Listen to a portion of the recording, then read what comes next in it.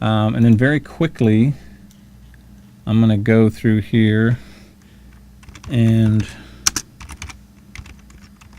create a couple of more of these reflections. Grab our pen tool again. We're going to kind of do same thing in this neighborhood. Just pull these out very quickly.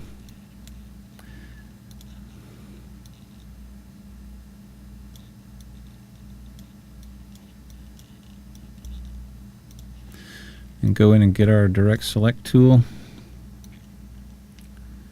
Kind of move these into position. I need to zoom in on that a little bit.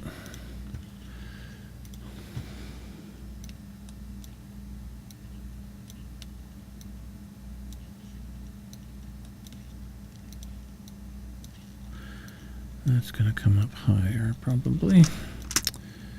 Like so.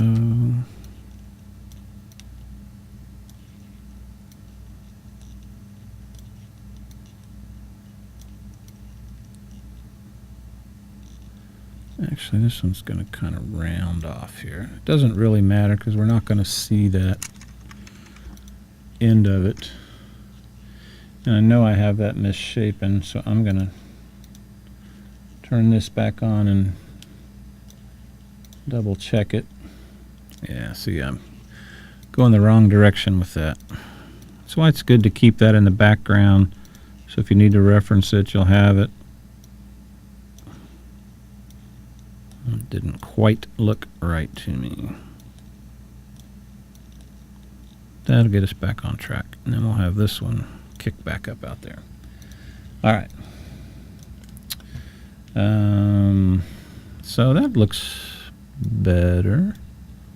Still not quite what I was going for. But let me clean these up along the edge here. And we'll be ready to fill this one.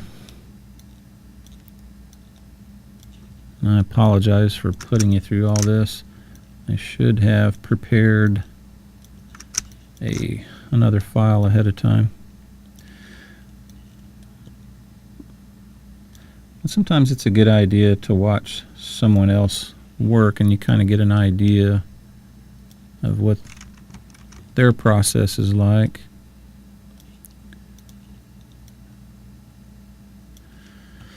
Okay, and again, while I'm zoomed in, I'm just holding down the space bar to get my hand tool. It helps me zoom around, click off the palette, off the path, and you can see your outline. I'm a little close there, not real thrilled with that. Even that out, move it out a little bit, click off of it. Getting better. Okay. This is bugging me a little bit. I'm going to pull a little more tension in there. Get that almost to the edge. There we go. All right, I like that much better. Okay, so now we're going to create another layer. Call this our lower reflection. And we're going to go to our path and control click it to get our selection.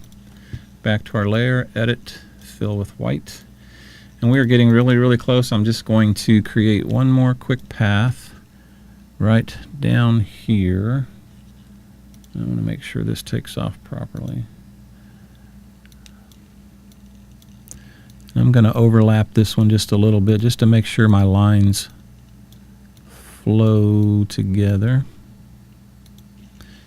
That looks pretty good. Grab our direct select tool.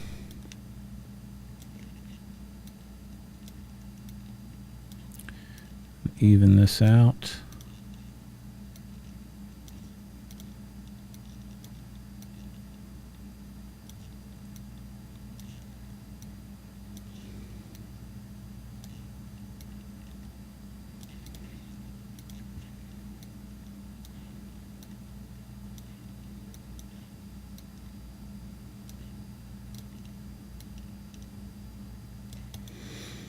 Okay. That looks pretty good. So So I'm just going to call this our swoosh reflection, for lack of a better term, and control click that to get our selection. We're going to create a new layer. This is also our swoosh reflection.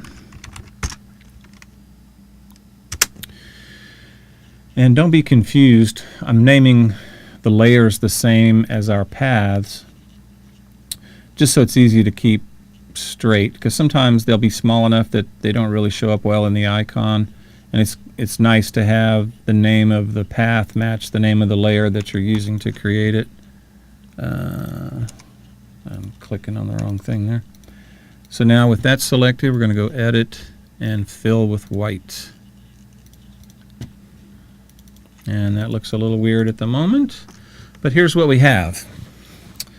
And it's looking pretty good, actually. Now, at this point, we could take our reflection layers. I'm going to start with the top one because it's the most dominant. We could take those and just start knocking them down. And you can kind of get that there might be light reflecting off of that, and there's some shape change going on. But it's not really the look we're going for. We're going to add shading not only to the color portion of our guitar, but also to our reflections, and really get them to blend in. We're going to add a book match quilted maple top. We're going to do a faux binding and just some really cool stuff to get this thing to look like we want it to look. I have another file prepared where we've got pickups and controls and all that good stuff that we'll import, and I'll go over a little bit how I isolated those from a photograph, so you'll know how to do that. And we'll get this thing put together, and trust me, it's going to look just like our